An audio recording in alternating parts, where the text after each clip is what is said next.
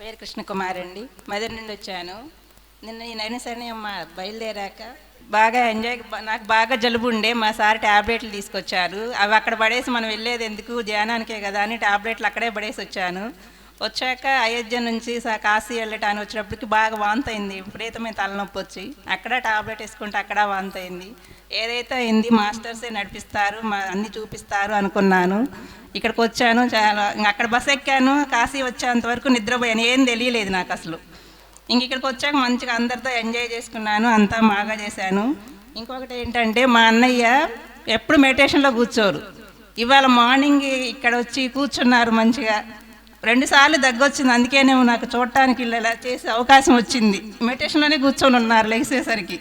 మా వదిన చేసిద్ది 4 సంవత్సరాల నుంచి. ఎప్పుడు కూర్చోరు. ఇంత ఎనర్జెటిక్ ప్లేస్ కాబట్టి ఇక్కడ అందుకే కూర్చున్నారేమో. చాలా హ్యాపీగా ఉందండి.